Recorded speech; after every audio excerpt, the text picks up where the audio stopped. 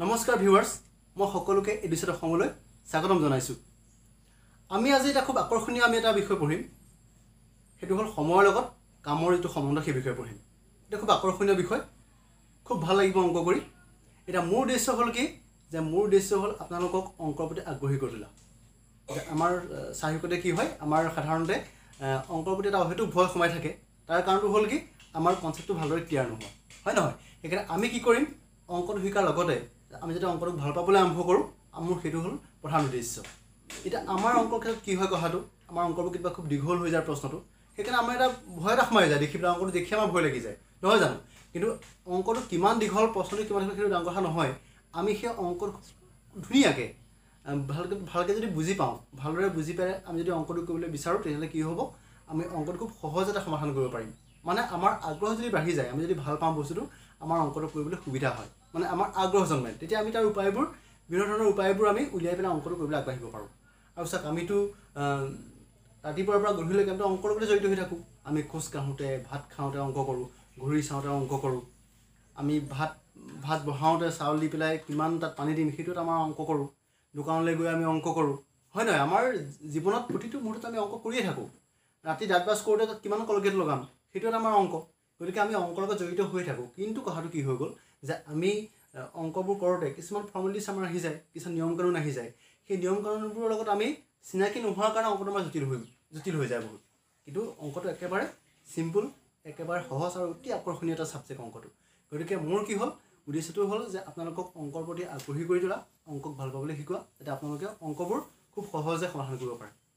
ঠিক আছে, তেতিয়াহ'লে মই কি কৰিম আজি, আমি এই অংকটো সময় আৰু কামৰ যিটো আমাৰ সম্পৰ্ক, সময়ৰ লগত কামৰ সম্পৰ্ক থকা যিটো অংক, আমি সেইটো কৰিবলৈ আজি চেষ্টা কৰিছোঁ, আৰম্ভ কৰিছোঁ। ঠিক আছে, আহক তেতিয়াহ'লে আমি অংকটো আৰম্ভ কৰোঁ। আজি খুব অংকটো আকৰ্ষণীয় এটা অংক, এইটো আপোনালোকে নিশ্চয় ভাল পাব আৰু বুজি পালে আৰু ভাল লাগিব। আপোনালোকে মাত্ৰ অকণ মন দি থাকিব, খুব ধুনীয়া অংক। আহক আমি অংকটো আৰম্ভ কৰোঁ। এতিয়া আমাৰ অংকটো কৈছে যে এটা কাম কৰিবলৈ 3 দিন সময় লাগে আৰু একেটা কামকে বি কৰিবলৈ প্ৰয়োজন হয় 6 দিন সময়ৰ। তেতিয়াহ'লে এ আৰু বি দুয়ো মিলি কামটো কেইদিনত সম্পূৰ্ণ কৰিব পাৰিব? এতিয়া আমাক প্ৰশ্নটোত কি কৈছে, আমাক এইটোৱে কৈছে যে এই নামৰ মানুহজনে এটা কাম কৰিব লাগে, সেই কামটো কৰিবলৈ তেওঁক কিমান সময় লাগে? তেওঁক 3 দিন সময় লাগে। তাৰমানে এই কামটো 3 দিনত শেষ কৰি দিব পাৰিব। আৰু আন এজন মানুহ আছে, তেওঁৰ নামটো বি। এতিয়া বি কামটো কেইদিন কৰিব পাৰিব? বি কামটো কৰিবলৈ প্ৰয়োজন হ'ব 6 দিন সময়। তাৰমানে এটা কাম কৰিবলৈ 3 দিন সময় লাগে, আৰু একেটা কামত যদি বি নামৰ মানুহজনে কৰে, তেওঁক প্ৰয়োজন হ'ব 6 দিন সময়ৰ। এতিয়া আমাক এইটো কৈছে, যদি এ আৰু বি দুইজন মানুহ যদি লগাই পেলাই কামটো কৰিবলৈ দিয়া হয়, তেতিয়াহ'লে কামটো তেওঁলোকে দুদিনত দুজন মিলি কেইদিনত সম্পূৰ্ণ কৰিব, নহয় জানো? যদি কামটো এ আৰু বি দুইজন মানুহকে যদি কামটো একেলগে কৰিব দিয়া হয়, তেতিয়া দুইজন মিলি কামটো কেইদিনত সম্পূৰ্ণ কৰিব? আমাৰ প্ৰশ্নটো সেইটোৱে কৈছে। প্ৰথমতে আমি অংকটো এতিয়া অলপ বহলকৈ আমি বুজি ল'ম, কনচেপ্টটোৰ ভিতৰত কি সোমাই আছে আমি সেইটো বুজি ল'ম। তেতিয়া আপোনালোকে বুজি পালে ভাল পাব। আৰু তাৰপিছত আমি টিকত অংকটো কৰিম। আমি 10 ছেকেণ্ড 15 ছেকেণ্ডৰ ভিতৰতে আমি টিকত অংকটো কৰি পেলাই তাৰ উত্তৰটো উলিয়াই দিব পাৰিম। কিন্তু তাৰ আগত আমি অংকটো আকৌ বুজি পাই ল'ব লাগিব যে অংকটো কেনেকৈ হৈছে। টিকটো আপোনালোকে বুজি পাব। যদি অংকটো বুজি নাপায় কেনেকৈ হৈছে, তেতিয়া টিকটো বুজি নাপাব। সেইকাৰণে আমি প্ৰথমতে কি কৰিম, মানে কনচেপ্ট দি পেলাই অংকটো কৰি ল'ম। এতিয়া কনচেপ্টটো আমি পাই যাম, বুজি পাই যাম। বুজি পোৱাৰ পিছত আমি টিকৰ সহায়ত অংকটো সমাধান কৰিম। ঠিক আছে, এতিয়া আমি কি কৰিম, প্ৰথমতে আমাক কৈছে এই নামৰ মানুহজনে কামটো 3 দিনত সম্পূৰ্ণ কৰি দিব পাৰে, নহয় জানো? এতিয়া আমাক দিয়া আছে কি, এ কামটো সম্পূৰ্ণ কৰে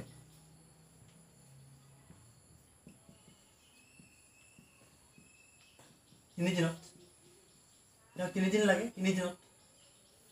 আৰু বি কামটো কৰে, সম্পূৰ্ণ কৰে কেইদিনত কৰে? বি কৈছে 6 দিনত সম্পূৰ্ণ কৰে, 6 দিনত। তাৰমানে কামটো এক সম্পূৰ্ণ কৰিবলৈ 3 দিন সময় লাগে, আৰু একেটা কামকে বি কৰিব লাগে 6 দিন সময়। ঠিক আছে, এতিয়া আমি কি কৰিম, এতিয়া আমি এইটো কৰি ল'ম যে এ কামটো 3 দিনত শেষ কৰি দিয়ে, তাক 3 দিন সময় লাগে। তেতিয়াহ'লে এদিনত কিমান কাম কৰিব আমি সেইটো উলিয়াই ল'ম। এদিনত কিমান কাম কৰিব? এদিনত কৰা কাম, দ্বিতীয় দিনাখন কৰা কাম, তৃতীয় দিনাখন কৰা কাম, 3টা কাম যদি 3 দিনাখনৰ কৰা কামটো আমি যদি যোগ কৰি দিওঁ, টোটেল কামটো হৈ যাব। তেনেকৈ আমি কি কৰিম, বি 6 দিনত গোটেই কামটো সম্পূৰ্ণ কৰে, আৰু সেই 6 দিনত কৰা কামটো আমি যদি এদিনকে হিচাপ কৰোঁ, এদিনত কিমান কৰিলে, দ্বিতীয় দিনাখন কিমান কৰিলে, তেতিয়া আমি কি কৰিম, এই 6 দিনত কৰা কামখিনি আমি লগাই দিলে টোটেল কামটো সম্পূৰ্ণ হোৱাটো হৈ যাব, নহয় জানো? এতিয়া আমি সেইকাৰণে কি কৰিম, প্ৰথমতে এই এদিনত কিমান কাম কৰে আমি সেইটো উলিয়াই ল'ম। ঠিক আছে, এতিয়া এই কামটো সম্পূৰ্ণ কৰে 3 দিনত, এদিনত কিমান কাম কৰিব, এতিয়া এই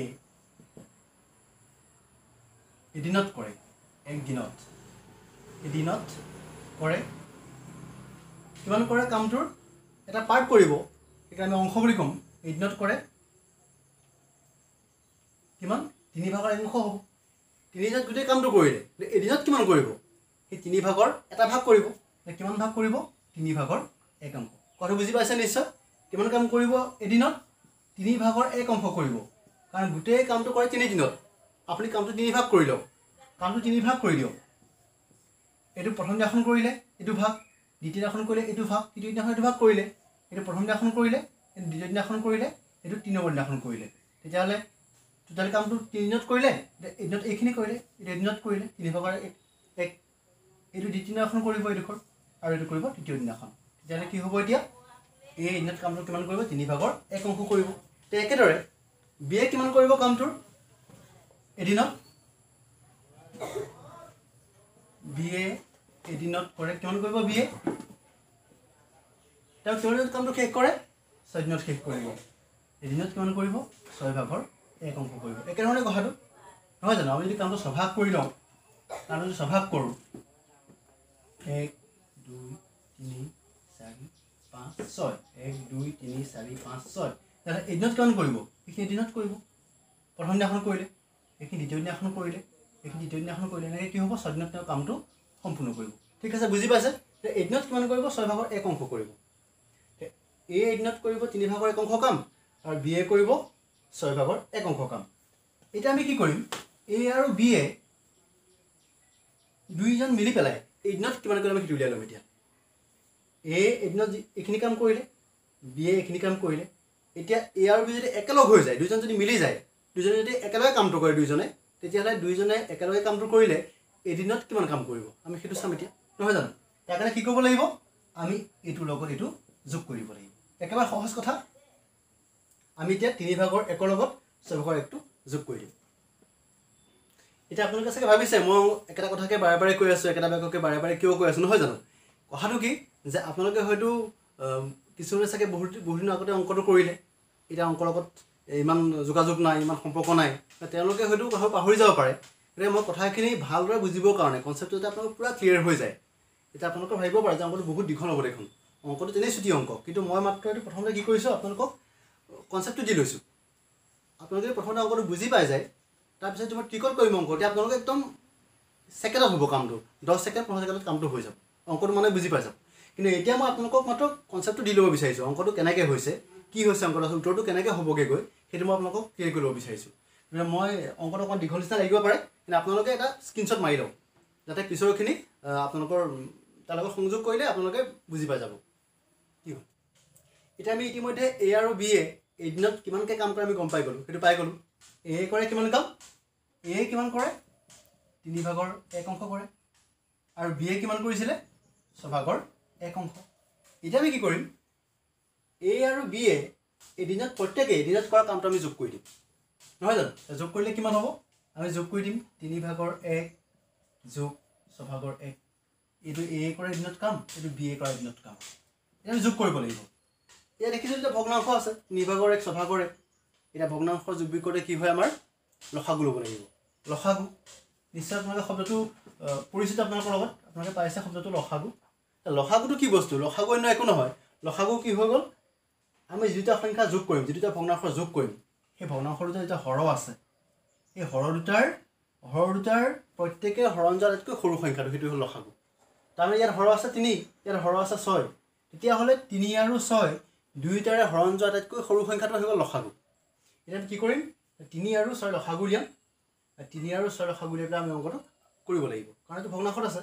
যদি আপোনালোকৰ লসাগু আৰু গসাগুৰ বিষয়ে কিবা সমস্যা আছে, কনচেপ্ট যদি খেলি মেলি আছে, তেতিয়াহ'লে মোৰ এটা লসাগু আৰু গসাগুৰ এটা ভিডিঅ' আছে, আপোনালোকে সেইটো চাই ল'ব, আপোনালোকৰ কনচেপ্ট ক্লিয়াৰ হৈ যাব। ঠিক আছে, এতিয়া আমি কি কৰিম, 3 আৰু 6 লসাগু উলিয়াম। এতিয়া আপোনালোকে চিন্তা কৰক মনতে যে 3 আৰু 6 দুইটাৰ হৰণ যোৱা সৰু সংখ্যাটো কি আটাইতকৈ সৰু সংখ্যাটো কি হ'ব 3ৰে হৰণ যোৱা সংখ্যাবোৰ চাওক 3ৰে প্ৰথম 3 ঘৰণ যায় 6 ঘৰণ যায় 9 ঘৰণ যায় 12 এনেকৈ গৈ থাকিব হৰণ কৰা সংখ্যা 3ৰে হৰণ যাব এইবোৰ আৰু 6ৰে কাকা ঘৰণ যায় 6 ঘৰণ যাব 12 18 নহয় জানো হৰণ গৈ থাকিব এতিয়া আপোনালোকে ভাবক এই দুইটাৰ পৰা আপোনালোকে চিন্তা কৰক যে 3 আৰু 6 দুইটাৰ হৰণ যোৱা ইয়াত কি সংখ্যা আছে এই দেখিলো ইয়াত গুলিকেইটা সংখ্যাকে হৰণ যায় 3ৰে আকৌ হৰণ যায় ইয়াত 3ৰে হৰণ যায় আৰু এইকেইটাকো ভুল হৈ গ'ল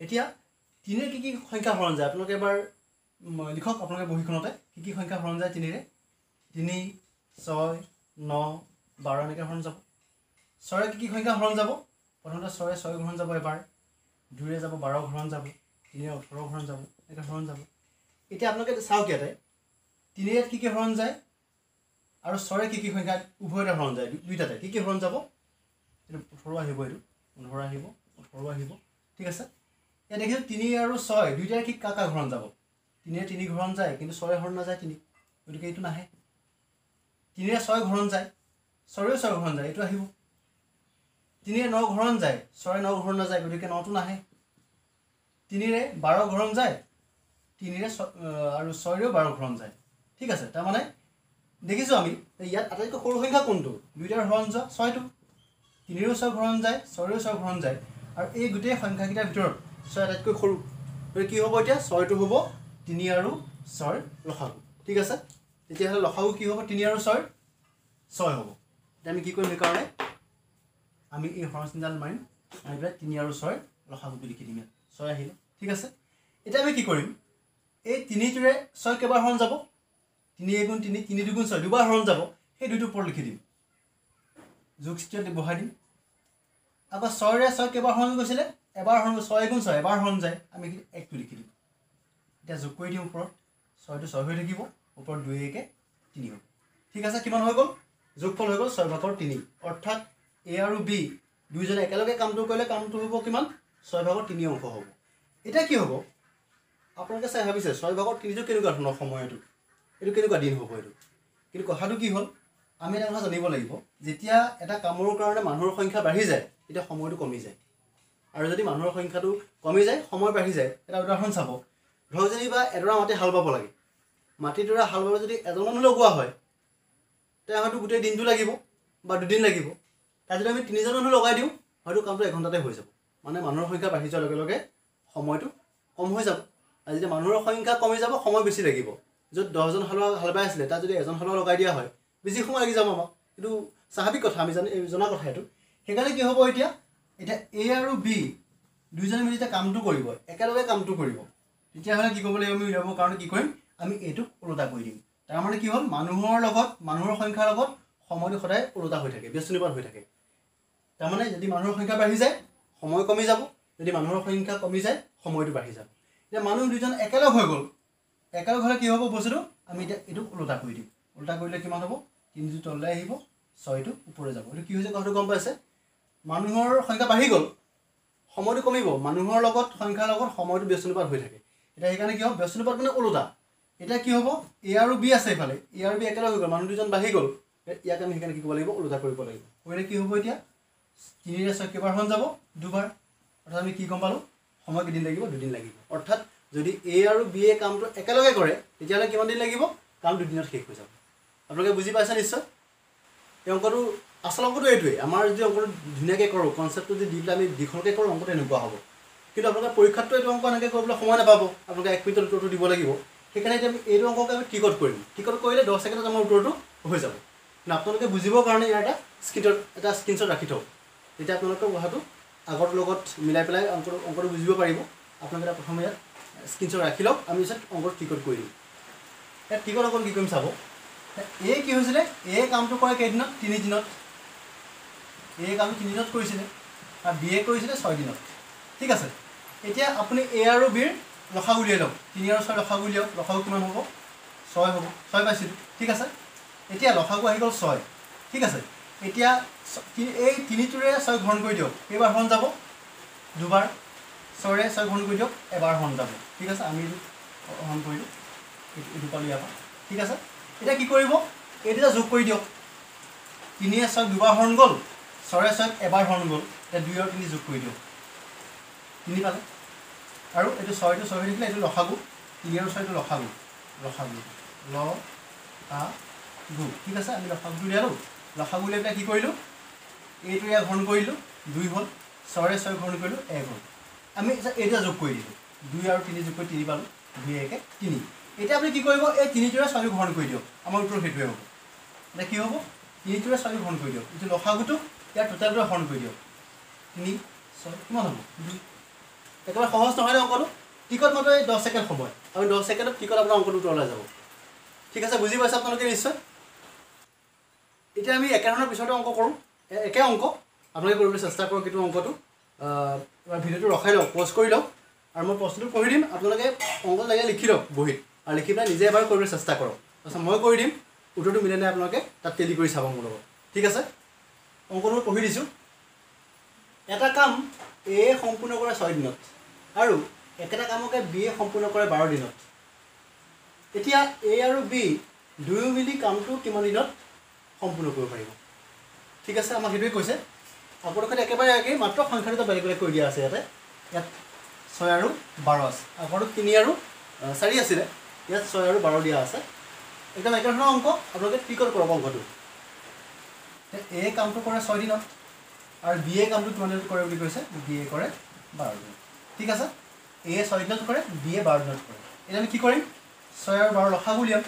ঠিক আছে 6 আৰু 12 লসাগু কিমান মানে 6 আৰু 12 দুইটাৰে হৰণ যোৱা আজিটো সৰু সংখ্যাটো কি 12 লসাগু কি হ'ব 12 তাৰমানে এই 6 আৰু 12 এই দুইটাৰে হৰণ যোৱা সৰু সংখ্যাটো হৈ গ'ল 12 এইটো হ'ব লসাগু দুইটা লসাগুটো উলিয়াই ল'লোঁ ঠিক আছে লসাগু হৈ গ'ল এতিয়া 6 ৰে 12টোক হৰণ কৰক কেইবাৰ হৰণ যাব দুবাৰ যাব 6 2 গুণ 12 এই দুইটো এইখিনি লিখিম 12 ৰে 12 হৰণ কৰিম কেইবাৰ হৰণ যাব 12 2 গুণ 12 এবাৰ হৰণ গৈছে একটো ইয়াত লিখিম ঠিক আছে এতিয়া এই 2 আৰু 1 এটা যোগ কৰি দিম 2 1 3 এতিয়া 3 লগত এই 3 টোৰে এই লসাগু হৰণ কৰি দিয়ক টোটেল তাৰমানে আমি যিটো হৰণ পালোঁ 6 ৰে 12 হৰণ কৰি 2 পালোঁ 12 ৰে 12 হৰণ কৰি 1 পালোঁ এই সংখ্যা দুটা যোগ কৰি দিয়ক 2 1 3 হ'ল এই যোগ কৰি পালোঁ এই সংখ্যাটোৰে আপুনি 12 হৰণ কৰি দিয়ক এতিয়া হৰণ কৰি দিয়ক হৰণ কৰিলে কিমান হ'ব 12 তলত 3 কিমান হ'ব 3 4 গুণ 12 তাৰমানে আমাৰ কি হ'ব এইদিনত সম্পূৰ্ণ কৰিব কামটো 2 মিলি পেলাই 4 দিনত সম্পূৰ্ণ কৰিব ঠিক আছে পাৰিছে নিশ্চয় আৰু এই ধৰণৰ আমি ভিডিঅ' লৈ আহি থাকিম আপোনালোকৰ মাজলৈ নতুন নতুন ভিডিঅ' লৈ আহি থাকিম আপোনালোকে যদি ভিডিঅ'টো চাই ভাল পাইছে যদি বুজি পাইছে তেতিয়াহ'লে আপোনালোকে চেনেলটো ছাবস্ক্ৰাইব কৰিব আৰু লগতে শ্বেয়াৰ আৰু লাইক কৰিব ধন্যবাদ